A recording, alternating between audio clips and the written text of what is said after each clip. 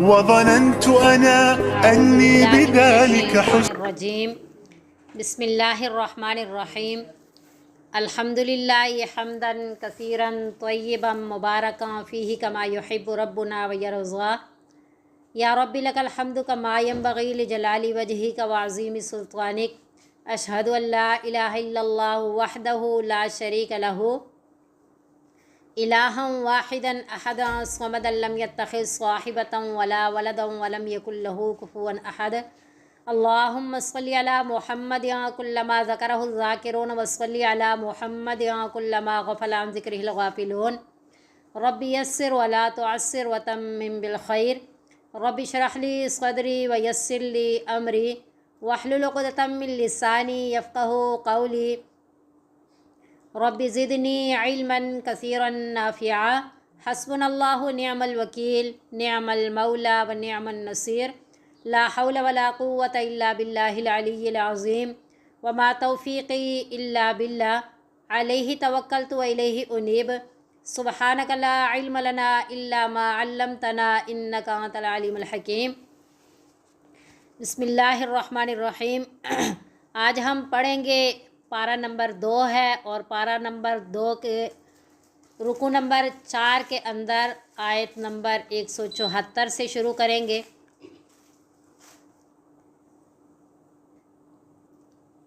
ان الذین یکتمون، بے شک وہ لوگ جو چھپاتے ہیں، ما انزل اللہ، جو نازل کر دیا اللہ رب العزت نے، من الکتاب، کتاب میں، ویشترون، اور وصول کرتے ہیں، خریدتے ہیں یعنی لے لیتے ہیں، بھی اس کے بدلے میں، ثمناً قلیلا، تھوڑی قیمت۔ اولئک، یہی وہ لوگ ہیں، ما یأکلون، نہیں بھرتے وہ، فی بطونہم، اپنے پیٹوں میں، الا النار، مگر آگ، ولا یکلمہم اللہ، اور نہیں کلام کرے گا ان سے اللہ رب العزت، یوم القیامت، قیامت کے دن، ولا یزکیہم، اور نہ ہی ستھرا کرے گا انہیں، پاک کرے گا انہیں، ولہم، اور ان کے لیے عذاب، عذاب ہے، علیم، دردناک۔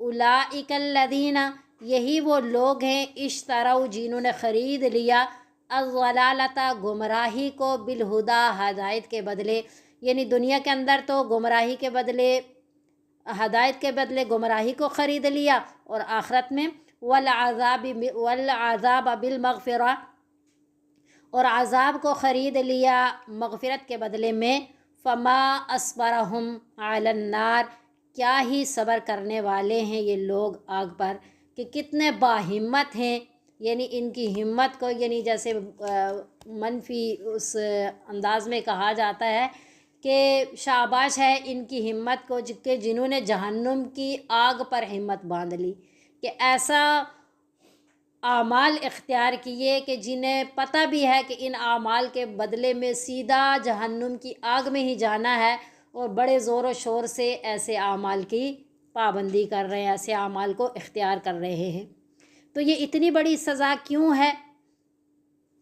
ذالک، یہ اس وجہ سے کہ بِأَنَّ اللہ، بے شک یہ کہ اللہ رب العزت نے، نزل الکتاب بالحق، نازل کر دیا کتاب کو حق کے ساتھ، ٹھیک اللہ رب العزت نے اپنے کلام پاک کو نبی صلی اللہ علیہ وسلم پر حضرت جبرائیل علیہ السلام کے ذریعے نازل کر دیا، جو من و عن حق ہے، اور اس کی حفاظت کا بھی اللہ رب العزت نے ذمہ لے لیا، اور اتنی سچی سچی کتاب ہونے کے باوجود بھی، وَإِنَّ الَّذِينَ اخْتَلَفُوا فِي الْكِتَابِ، اور بے شک ان لوگوں نے، یعنی جنہوں نے اختلاف کیا کتاب میں، لفی شقاق بعید، البتہ وہ بہت دور کی بدبختی میں ہیں، بہت دور کی خلاف ورزی میں ہیں، یعنی پھر بھی اس کے خلاف ورزی کر رہے ہیں، اس کتاب کو چھوڑ کر کے اپنے خواہشات کی اور اپنے آباء و اجداد کی پیروی کر رہے، اس کتاب کے مطابق عمل پیرا نہیں ہو رہے۔ تو ان الذین یکتمون میں، یعنی یہ بات تو بہت بار پہلے بھی بیان ہو چکی کہ یہود و نصارہ جنہیں تورات و انجیل کتاب اپنے پیغمبروں کے ذریعے ملی، یعنی حضرت موسیٰ علیہ السلام پہ تورات نازل ہوئی، حضرت عیسیٰ علیہ السلام پہ انجیل نازل ہوئی، تو یہودیوں نے تحریفات کر دی، یعنی وہ چند روپے کمانے کے لیے وہ ایسا کرتے تھے کہ مسائل کو ان کی خواہشات کے مطابق کر کے ان سے تھوڑی قیمت لے کر کے احکامات کو تبدیل کر لیتے تھے، اور جو اصل بات ہے وہ اس کو بیان نہیں کرتے تھے، اس کو چھپا لیتے تھے دنیاوی اغراض کے لیے۔ اس میں یہ بھی ہے کہ نبی صلی اللہ علیہ وسلم کے بارے میں تورات میں بھی بیان ہوا، انجیل میں بھی بیان ہوا کہ آپ سید الانبیاء ہیں، آپ کی نشانیوں کو، آپ کس شہر میں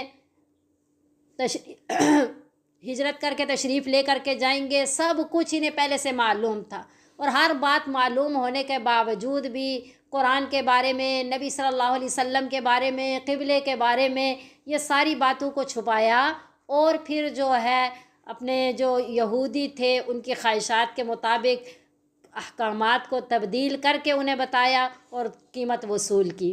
تو ان کے بارے میں ہے۔ بہرحال یہاں امت محمدیہ کو بھی متنبہ کیا جا رہا ہے کہ آپ ایسے دنیاوی اغراض کے لیے اللہ رب العزت کی دی ہوئی شریعت کو تبدیل نہ کرنا، نہ اپنے جاہ کے لیے، عہدے کے لیے، اور نہ مال کے لیے، کیونکہ اللہ رب العزت فرما رہے ہیں کہ جو ایسا کر رہے ہیں یا کریں گے انہوں نے گویا کہ اپنے پیٹوں میں جہنم کی آگ کو بھر لیا ہے۔ تو جہنم کی آگ کو بھر لینا یعنی اس کے بدل میں جہنم کی سزا ملے گی۔ اور دوسرا مفسرین حضرات یہ بھی فرماتے ہیں کہ جو انہوں نے یہ عمل کیا ہے نا، یہ عمل حقیقت میں یہ جہنم کی آگ ہی ہے، لیکن دنیا میں یہ جہنم کی آگ کی صورت نہیں دکھائی دے رہی، آخرت میں جہنم کی صورت میں، جہنم کی آگ کی صورت میں یہ ظاہر ہوں گے ان کے یہ اعمال۔ پھر اللہ فرما رہے ہیں کہ اللہ ان سے قیامت والے دن کلام نہیں کرے گا۔ تو یہ مطلب نہیں ہے کہ کلام ہوگا ہی نہیں، مطلب اللہ اپنی ناراضگی والا اور اپنی رضامندی والا، لطف والا کوئی کلام نہیں فرمائیں گے، اور انہیں پاک بھی نہیں کریں گے، یعنی گناہوں کی کوئی معافی کی صورت نہیں ہوگی۔ کسی کی سفارش کے ذریعے ہو جاتا ہے، کسی اعتبار سے کچھ نہ کچھ میدان حشر میں بھی جو ایک دوسرے کی سفارش کے ذریعے بہتوں کہ اللہ رب العزت جنت کے فیصلے فرما دیں گے، لیکن ان کے لیے ایسا نہیں ہوگا، اور انہیں دردناک قسم کا عذاب ہے۔ اور دنیا میں انہوں نے ہدایت کے بدلے میں گمراہی کو پسند کیا، تو آخرت میں پھر مغفرت کے بجائے مغفرت کے بدلے میں انہیں عذاب دیا جائے گا۔ تو بہرحال یہاں آ کر کے آپ دیکھ رہے ہیں آگے رکوع نمبر 5 شروع ہو رہا ہے، تو گویا کہ یہ جو ہم سورہ پڑھ رہے ہیں سورہ بقرہ، اس کے 2 حصے ہو گئے۔ یہاں پہ تقریباً آدھی یہ صورت ہو گئی، اور اس صورت کے اندر شروع سے لے کر کے ابھی تک سب سے پہلے قرآن کی حقانیت کو بیان کیا گیا، اور اس کے دلائل بیان کیے گئے، توحید کو بیان کیا گیا، اللہ رب العزت کی وحدانیت کو، اور پھر جو ہے حضرت ابراہیم علیہ السلام کی جو اولاد ہے جسے اولاد یعقوب یا بنی اسرائیل کے ذریعے ان کا تذکرہ ڈھیروں رکوعات میں چلا، اور اللہ رب العزت نے اپنے انعامات و احسانات کو بیان کیا، اور وَإِذِ ابْتَلَىٰ إِبْرَاهِيمَ رَبَّهُ تک انہی کا تذکرہ تھا، ان کے انعامات کو، ان کی شرارتوں کو، ضد و عناد کو، ساری باتوں کو بیان کیا گیا۔ پھر وَإِذِ ابْتَلَىٰ إِبْرَاهِيمَ رَبُّهُ سے لے کر کے إِنَّ الصَّفَا وَالْمَرْوَةَ تک قبلے کے بارے میں بیان کیا گیا، جو ابھی چند آیات پہلے ہم نے آیات پڑھی تھی، إِنَّ الصَّفَا وَالْمَرْوَةَ۔ پھر وہاں کے سے بعد یہ مشرکین جو تھے ان کے کچھ رسومات تھی جو ہم نے حلال و حرام کی صورت میں پچھلے رکوع میں پڑھا تھا، اس کو بیان کیا گیا۔ تو یہاں تک جتنا بھی تذکرہ تھا زیادہ تر جو یہود و نصارہ تھے، مشرکین مکہ تھے، یعنی منکرین جو تھے، ان کے بارے میں تذکرہ تھا، ان کو خطاب تھا، ان کی باتیں بیان کی جا رہی تھی، ان کے ضد و عناد کو بیان کیا گیا، ان کے اعتراضات کو بیان کیا گیا۔ اس سے آگے جتنی صورت ہے وہ اصل میں جو خطاب ہوگا وہ مومنین کو ہوگا، ان کی تعلیمات، ان کے اصول و شریعت کے اصول و فروع ان کے لیے بیان کیے جائیں گے۔ ہاں ضمنی طور پہ کہیں کہیں مشرکین جو منکرین ہیں ان کے جوابات کا بھی تذکرہ ہوگا. تو پتہ چلا اس سے پہلے والی زیادہ تر جو بیان کیا گیا وہ منکرین کے بارے میں بیان کیا گیا، اور اس سے آگے جو بیان کیا جائے گا وہ موحدین یعنی مسلمانوں کے بارے میں، ان کی تعلیمات کے بارے میں، ان کے اصول و فروع کے بارے میں بیان کیا جائے گا. اور رکوع ہی اسی سے شروع ہو رہا ہے. لیس البر، بر جو ہے تفسیر پڑھیں گے. بر کہتے ہیں نیکی کو، ظاہری ہو یا باطنی ہو، ساری طاعات اور خیرات اس میں شامل ہیں. بر باقی زیر کے ساتھ، یعنی ظاہری نیکیاں بھی، باطنی نیکیاں بھی، جتنی بھی طاعات ہیں، جتنی بھی خیرات ہیں یعنی نیکیاں، وہ ساری اس میں شامل ہیں. تو یہاں سے آگے جو ہے مولانا اشرف علی تھانوی رحمۃ اللہ علیہ نے بلکہ اس آیت کو شروع کیا ہے تو ابواب البر سے شروع کیا ہے کہ نیکی کے ابواب آگے بیان ہوں گے. اس آیت کے اندر اس کی یعنی کہ کلیات کو بیان کیا گیا، آگے جزیات کو بیان کیا گیا. یوں سمجھے کہ یہاں مضمون بیان کیا گیا، آگے اس کی ایک ایک کر کے تفسیر بیان ہوگی پوری صورت کے اندر جتنی بھی باقی رہ گئی. تو یہ آیت جو ہے بہت ہی جامع ہے احکام شریعہ میں. احکام شریعہ کی گویا کہ جتنی کلیات ہیں وہ اس آیت کے اندر بیان کر دی گئی ہیں. اصل کلیات کیا ہیں شریعت کی؟ 3 ہے. ایک ہے عقائد، ایک ہے اعمال، اور ایک ہے اخلاق. یہ 3 چیزیں پوری شریعت جو ہے نا انہی تینوں چیزوں کے اندر بند ہے. ایک ہے عقائد، اور ایک ہے اعمال، اور ایک ہے اخلاق. اعمال کے اندر 2 باتیں آ جاتی ہیں، عبادات اور معاملات. تو گویا کہ 4 ہو گئی. ایک ہے عقائد، اعتقادیات، عبادات، معاملات اور اخلاق. اس آیت کے اندر ان 4 چیزوں کو بیان کیا گیا اس آیت کے اندر. تو ہم اس کو پڑھتے ہیں. یہاں کلی طور پہ بیان کیا گیا، پھر آگے جتنی صورت باقی رہ گئی ہے اس میں اس کے جزیات کو بیان کیا جائے گا. لیس البر، نہیں ہے نیکی، یعنی نیکی کا سارا کمال اسی میں نہیں ہے کہ ان تولوا وجوہکم، یہ کہ پھیر لو تم اپنے چہروں کو، قبل المشرقی، مشرق کی جانب، والمغربی، مغرب کی جانب. یعنی یہ بات یہودیوں کو بھی کہی جا رہی ہے اور ایمان والوں کو بھی کہی جا رہی ہے. یہودیوں کو اس اعتبار سے کہی جا رہی ہے کہ آپ کے اتنے اعتراضات کی جو بچھاڑ ہے نا، تو کیا صرف نیکی یہی ہے کہ مشرق یا مغرب کی طرف منہ کر لیا جائے؟ اس کے اور کلیات نہیں ہیں یا جزیات نہیں ہیں؟ ساری شریعت اسی کے اندر بند ہے کیا؟ یعنی ان کو کہا جا رہا ہے. اور ایمان والوں کو یہ کہا جا رہا ہے کہ صرف یہی نیکی نہیں ہے، یا نیکی کا کمال صرف اس چیز سے ہی نہیں مل جاتا کہ آپ کا رخ قبلے کی طرف ہو جائے، بلکہ شریعت بہت باریک ہے، گہری ہے، اس کی کلیات ہے، اس کی جزیات ہیں. اس آیت کے اندر اللہ نے اس کے کلیات کو بیان کر دیا کہ یہ ساری چیزیں بھی ہیں. جیسا کہا جاتا ہے یا ایھا الذین آمنوا ادخلوا فی السلم کافہ، اے ایمان والو پورے کے پورے دین میں، اسلام میں داخل ہو جاؤ. تو گویا کہ یہ آیت بھی وہی بات سمجھا رہی ہے. اللہ فرما رہے ہیں وَلَٰكِنَّ الْبِرَّ، اور لیکن نیکی کا جو کمال ہے نا کس بات میں ہے؟ من آمن باللہ، جو ایمان لے آئے اللہ رب العزت پر. اللہ پہ ایمان لانے کا کیا مطلب ہے؟ اللہ رب العزت کو اس کی جیسی ذات ہے، اس کی صفات ہے، اسی ذات اور صفات کے ساتھ اللہ کو ماننے کو اللہ پہ ایمان لانا کہتے ہیں. ہم اگر اللہ تعالیٰ کی صفات بھی دوسروں میں تقسیم کر رہے ہیں تو گویا کہ جیسا اللہ پہ ایمان لانا چاہیے ویسا ہم اللہ پہ ایمان نہیں لا رہے. اللہ کی ذات، اللہ اپنی ذات میں بھی وحدہ لا شریک ہے، اور اللہ اپنی صفات میں بھی وحدہ لا شریک ہے. اللہ تمام نقائص سے منزہ و مبرہ ذات ہے، اور تمام کمالات کی جامع ذات اللہ ہے. اللہ رب العزت کی یہ جو صفات ہیں، اللہ عالم الغیب ہیں، اللہ حاضر و ناظر ہیں، اس میں بھی اللہ یکتا ہے. اللہ ہی مشکل کشا ہیں، اللہ ہی حاجت روا ہیں. یہ مشکل کشائی کے لیے یا حاجت روائی کے لیے اللہ کے ساتھ کسی کو شریک ٹھہرانا، یہ بھی گویا کہ اللہ تعالیٰ پہ ایمان لانا نہیں ہے. تو اللہ فرما رہے ہیں نیکی جو ہے نا، اگر واقعی میں تم अहकाम शरिया पे अमल पैरा होना चाहते हो तो उसमें सबसे पहली जो चीज़ आएगी ना वो अकायद आएंगे, वो एतकादियात आएगा। और एक एतकादियात में भी जो पहली बात है वो अल्लाह पे ईमान लाना है। अल्लाह पे ईमान किस तरह लाना है? अल्लाह की ज़ात, अल्लाह की सिफ़ात, हर एतबार से अल्लाह को वहदहू ला शरीक मानना है।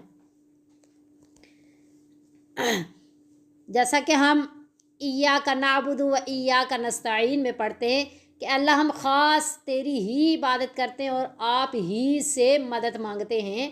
तो ये ही और बी में, ये ही और बी का फ़र्क जो है ना, इंसान को या मुवह्हिद बनाएगा या मुशरिक बनाएगा।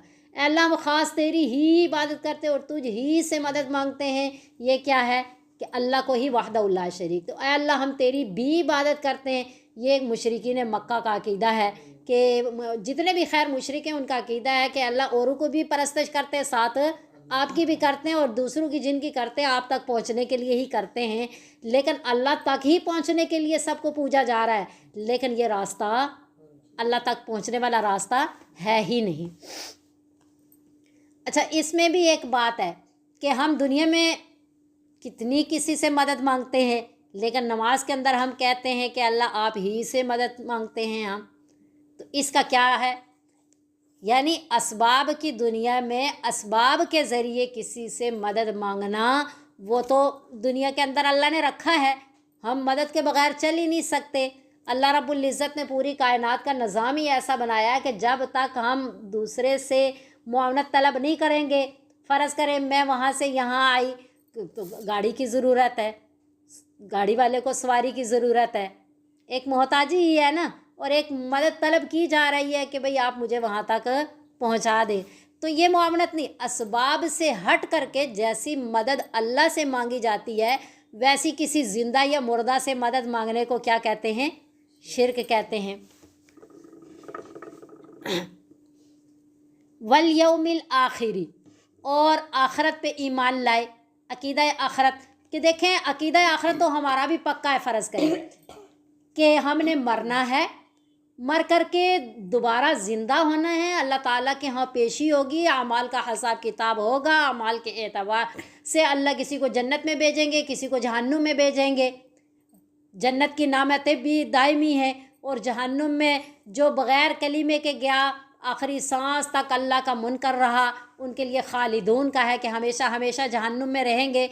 और जो ईमान वाले ढेरों गुनाह किए हैं, लेकिन यह है कि जहन्नुम में अपने गुनाहों की वजह से चले गए, लेकिन ईमान उन्हें कभी ना कभी जहन्नुम से निकाल देगा। लेकिन सोचने वाली बात है कि इतनी जुर्रत तो किसी में नहीं है ना कि एक साथ कभी जहन्नुम का अजाब सह सके, तो इसलिए जन्नत में ही जाने की कोशिश करनी चाहिए। बहरहाल अकीदा आखरत जो है ना, ये इनकलाबी अकीदा है कि ये ज़िंदगियों में तब्दीलियाँ लाता है। हम जब फ़िक्र करते हैं कि हमने मरना है, अल्लाह के यहाँ पेश होना है, जिन बातों से अल्लाह ने मना किया मुझे बाज रहना चाहिए, और जिन बातों का अल्लाह ने हुक्म दिया मुझे करना चाहिए। हर टाइम ये चीज़ें हमारे दिलो दिमाग में होनी चाहिए और हमारे अमल में भी आने चाहिए। इस अमली एतबार से भी और कौली एतबार से भी, हर एतबार से ये हमारा अकीदा पक्का होना चाहिए कि आखिरत पे ईमान लाएं।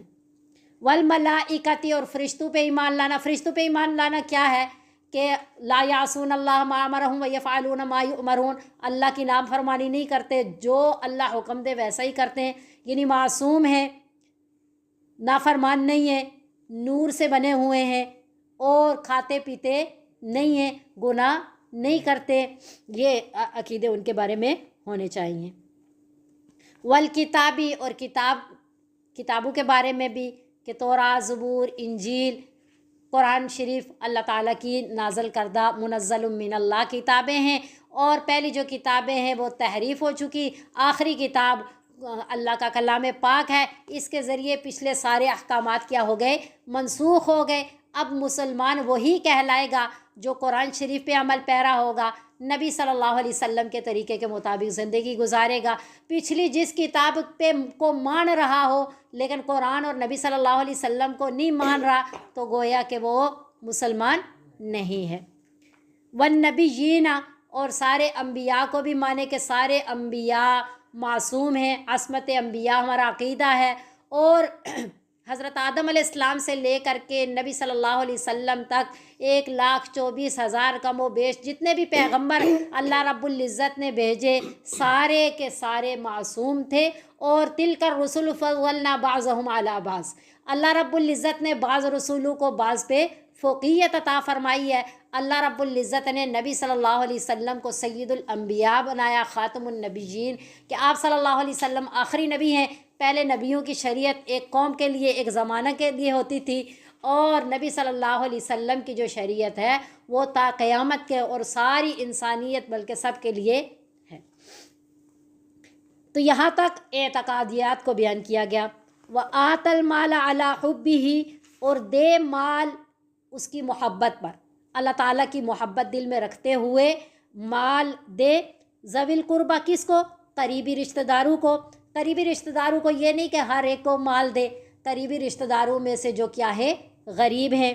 والیتامہ، اور یتیموں کو یعنی جو نادار یتیم ہیں. والمساکین، اور مسکینوں کو. وابن السبیل، اور مسافروں کو یعنی جن کے دوران سفر ان کے پاس خرچہ موجود نہیں ہے ان کو. والسائلین، اور سوال کرنے والوں کو. وفی الرقاب، اور گردنے میں چھڑانے میں یعنی غلاموں کو آزاد کرنے میں اپنے مال کو خرچ کرے. وَأَقَامَ الصَّلَاةَ وَآتَ الزَّكَاةَ، اور نماز کو قائم کرے اور زکوٰۃ کو ادا کرے. یہاں تک بیان ہوئے ہیں عبادات. اعمال میں سے دو چیزیں ہیں، یہاں تک عبادات بیان ہوئی ہیں. وَالْمُوفُونَ بِعَهْدِهِمْ إِذَا عَاهَدُوا، اور وعدوں کو پورا کرنے والے ہیں، وہ پورا کرنے والے ہیں اپنے وعدوں کو اذا عاہدوا، جب وہ وعدہ کریں، یعنی جب وہ وعدہ کرتے تو اپنے وعدوں کو پورا کرتے ہیں. تو یہاں والموفون بعہدہم اذا عاہدوا کے ذریعے کیا بیان ہوا؟ معاملات. والصابرین فی البأساء والضراء، اور صبر کرنے والے فی البأساء تنگی میں، والضراء تکلیف میں. تنگی سے مراد یہ ہے تنگ دستی، والضراء سے تکلیف سے مراد بیماری. وحین البأس، مولانا اشرف علی تھانوی رحمۃ اللہ علیہ نے ایسا لکھا، وحین البأس، اور لڑائی کے دوران. اولئک الذین صدقوا، یہی لوگ ہیں جو حقیقی معنوں میں سچے لوگ کہلانے کے حقدار ہیں، سچے ہیں. وَأُولَئِكَ هُمُ الْمُتَّقُونَ، اور یہی وہ لوگ ہیں جو پرہیزگار ہیں، تقوی شعار ہیں، انہیں ہی متقی کہا جا سکتا ہے جن کے اندر یہ صفات موجود ہوں. پورے قرآن شریف میں ہم تقوی والوں کے بارے میں پڑھتے ہیں نا کہ ان المتقین فی ظلال و نہر، ان المتقین فی مقام امین. بہت ساری فضیلتیں اور بہت سے جنت کے مقامات بیان کیے گئے. کس کے لیے؟ کہ جنت ہے ہی کس کے لیے؟ متقیوں کے لیے. تو جن کے اندر یہ صفات ہوں گی وہ متقی لوگ ہوں گے. اب اس آیت کو تھوڑا سا اور سمجھیے گا کہ دیکھیں یہاں اللہ رب العزت نے کلیات بیان کیے، اور ان کلیات کے اندر کچھ نہ کچھ اللہ رب العزت نے اشارے دے دیے. بہت مزے کی آیت ہے. سارا قرآن ہی جو ہے لذت بھرا ہے، سارا قرآن جو ہے جس سے دل تڑپ اٹھتا ہے کہ واقعی اللہ رب العزت کا کلام ہے. دیکھیں کیسا کلام ہے. اللہ رب العزت نے کیسے بیان فرمایا کہ نیکی کا کمال نہیں ہے کہ یہ کہ تم جو ہے اپنے چہروں کو بس قبلے کی طرف پھیر لو. اب جو اللہ رب العزت نے کلیات بیان کی ان میں ایک چیز بیان کی، وَأَقَامَ الصَّلَاةَ، نماز قائم کرو. یہ بھی ایک شریعت کا حکم بیان کیا، اور قبلے کی طرف رخ کرنا اس شریعت اس حکم کی ایک شرط ہے کہ قبلے کی طرف رخ کرو گے تو نماز قبول ہوگی. وہ بھی اس کی شرط ہے، وہ بھی کوئی الگ قسم کا حکم نہیں ہے. یعنی اتنی باتوں میں پھر صرف اس چیز کی کیا حیثیت رہ گئی؟ یعنی وہ ایک شرط کی مانند ہے، حکم نہیں ہے. تو اس لیے ان باتوں کی طرف زیادہ توجہ دو بجائے اس کے کہ آپ تحویل قبلہ کے بارے میں اتنی اعتراضات کرو، اس کو کی طرف توجہ نہ دو. اور دوسری بات یہ ہے کہ دیکھیں وَآتَ الْمَالَ عَلَىٰ حُبِّهِ، کہا دو مال اس کی محبت پر. یہاں مفسرین حضرات بیان فرماتے ہیں کہ ہا ضمیر جو ہے نا ایک تو کس کی طرف؟ اللہ تعالیٰ کی طرف راجع ہے کہ اللہ رب العزت کی محبت میں، یعنی کسی قسم کے ریاکاری نہ ہو، دکھلاوا نہ ہو، دنیاوی اغراض نہ ہو، خالصتاً اللہ رب العزت کی محبت میں، اللہ رب العزت کی رضا کے حصول کے لیے اللہ رب العزت کے راستے میں خرچ کرنے کے طور پہ جن لوگوں کا تذکرہ کیا ہے اللہ رب العزت نے، ان کو مال دو۔ دوسرا ہی ضمیر کس کی طرف راجع ہے؟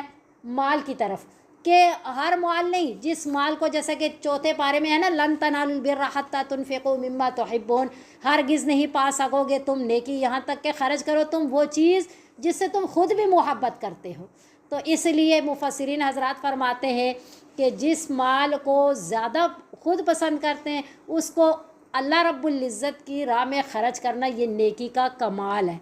گویا کہ آپ ادنا چیز جو آپ کے استعمال میں نہیں ہے وہ کسی کو دیتے ہیں تو وہ بھی بہتر ہے، یعنی کہ چلیں دوسرے کو اس کی ضرورت ہوتی ہے اور بجائے اس کے کہ پھینک دیں آپ کسی کے استعمال میں وہ چیز آ جائے تو یہ زیادہ بہتر ہے۔ لیکن نیکی کا کمال کیا ہے کہ جو چیز آپ خود پسند کرتے ہو وہی چیز دوسروں کو دو۔ اور تیسرا یہ ضمیر جو ہے اور دو، یعنی انسان کی طرف راجع ہے کہ آپ اپنے دل سے بھی پوچھ لیں، مال کی محبت اپنے دل میں بھی اس چیز کی چاہ ہے خرچ کریں یا نہ کریں۔ تو بہرحال تینوں طرف بھی ضمیر، تینوں باتیں ہونی چاہیے، اس لیے چاہے وہ اللہ تعالیٰ کی طرف راجع ہو رہی ہے، چاہے مال کی طرف، چاہے انسان کی طرف، ہر بات کو مد نظر رکھتے ہوئے یہ ساری خوبیاں پیدا کر کے پھر اللہ رب العزت کے راستے میں جن لوگوں کا اللہ نے تذکرہ کیا ان کو دے۔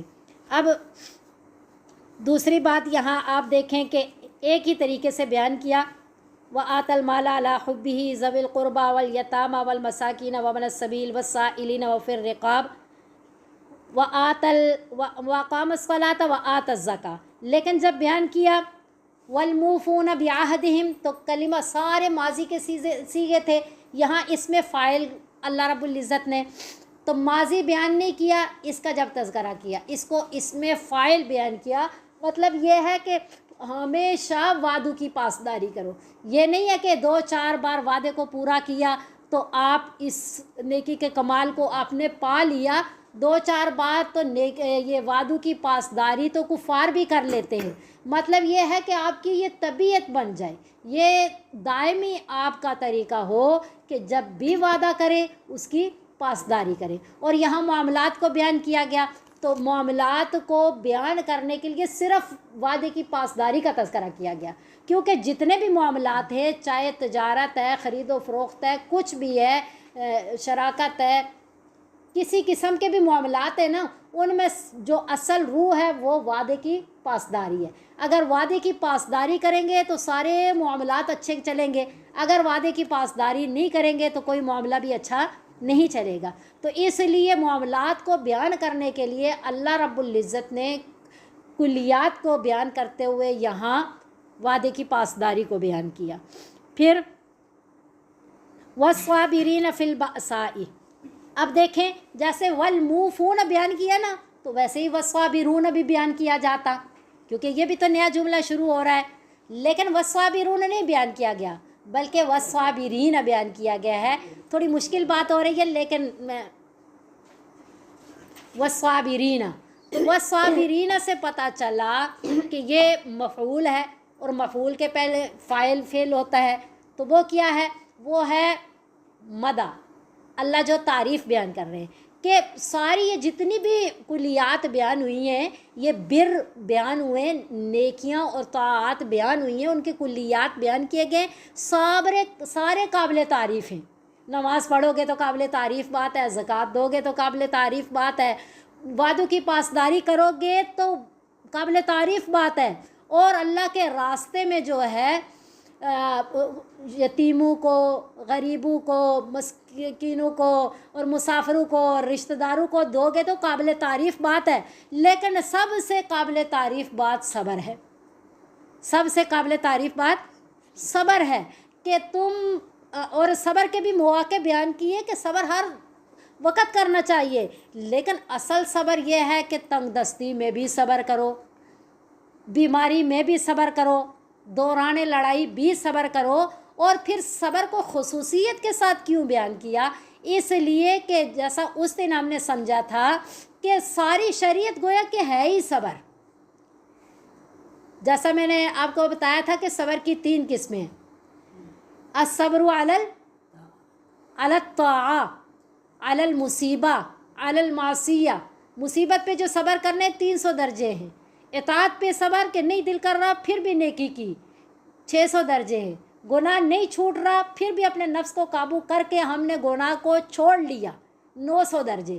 تو گویا کہ ساری شریعت ہی نیکی کرے تو ہم اپنے آپ کو کتنا مجاہدہ کروا کر کے کلاس میں لائے، نیکی کا کام کیا. تو یہ جو مجاہدہ کیا نا یہ بھی صبر ہے.